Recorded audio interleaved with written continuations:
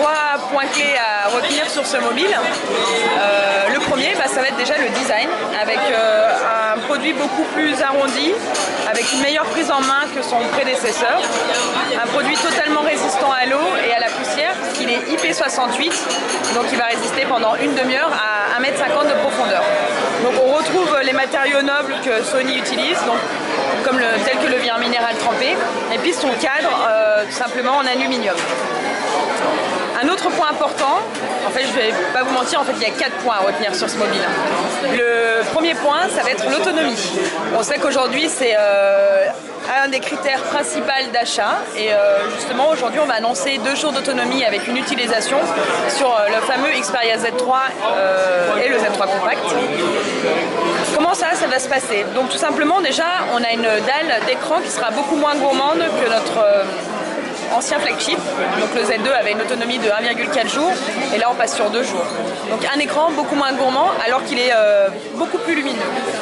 Deuxième élément, un mode qui est propre à Sony qu'on va appeler le mode Stamina et aujourd'hui je vais pouvoir tout simplement aller dans la gestion d'alimentation du smartphone et sélectionner les applications qui vont tourner lorsque mon produit est en veille. Donc je vais dire à mon smartphone à quoi il doit réfléchir quand moi je ne l'utilise pas. En l'occurrence, moi, c'est email et agenda. Pour les gens qui sont fans de réseaux sociaux, il suffit d'aller dans ajouter des applications et tout simplement taper Facebook, Tweet, etc., etc. Donc on retrouve toutes les applications qui sont installées sur son mobile. Un autre facteur qui va me permettre d'avoir une meilleure autonomie, c'est que tout simplement nous avons un processeur, nous passons donc par Qualcomm, c'est le Snapdragon 801 avec la dernière version qui est beaucoup moins gourmande. Donc voilà, c'est pour ça que je vais pouvoir assurer 2 jours d'autonomie sur ce smartphone. Troisième point important sur notre mobile, ça va être l'appareil photo. Donc bien entendu 20,7 mégapixels. Avec notre combinaison gagnante, on va retrouver cette fameuse lentille G, ce capteur Exmor RS et le processeur Burroughs. Donc aujourd'hui on a vraiment les mêmes composantes qu'un appareil photo compact qu'on le retrouve tout simplement dans l'autre point. Et au niveau de la luminosité?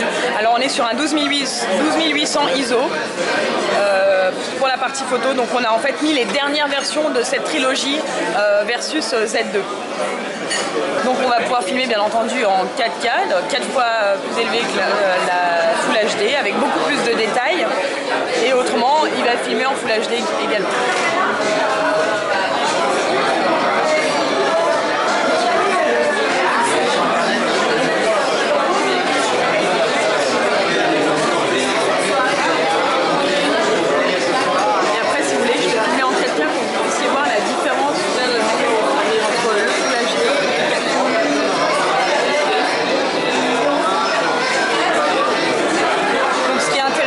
C'est qu'on retrouve plusieurs applications au niveau de la photo et de la vidéo en natif. Donc là on va retrouver toutes les caméras apps, les nouveaux filtres qu'on a intégrés dans la partie photo.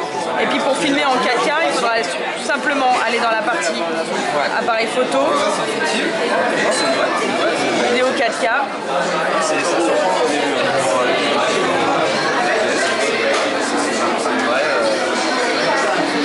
Alors là je vais être en contrôle.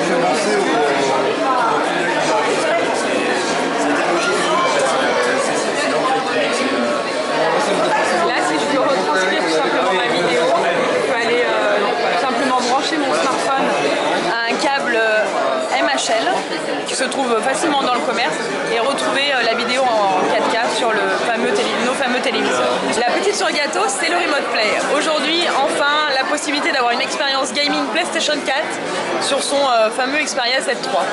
Comment ça va se passer? Pour tous les clients qui ont une PlayStation 4 à la maison, ils vont tout simplement pouvoir appairer leur smartphone à notre manette DualShock que l'on retrouve dans notre coffret de PS4.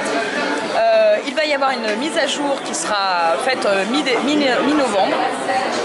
Et en fait, grâce au Wi-Fi domestique dans les premiers temps, le client va pouvoir commencer une partie de jeu dans son salon tranquillement et pourquoi pas aller dans sa chambre pour la terminer puisque madame désire regarder une série ou un film tranquillement dans son canapé.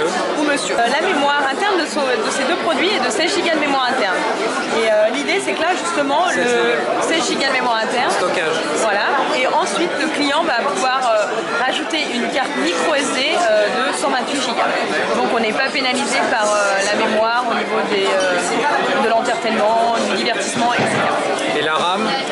Alors 3 Go de RAM pour le Z3 et 2 Go de RAM pour le Z3 Compact.